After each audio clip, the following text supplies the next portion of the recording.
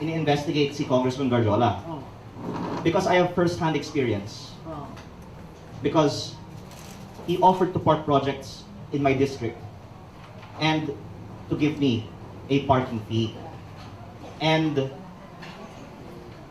I think the media can ask any member of Congress, particularly from the 19th Congress, Yeah. that this practice is widespread, and maybe the majority of congressmen have had experience with contractors who have offered to park projects in their districts. Kung walang lutuan ng bidding at kickback sa iyong distrito, ililipat ko lang yung budget sa distrito kung saan may pinakamataas na kickback sa mga projects.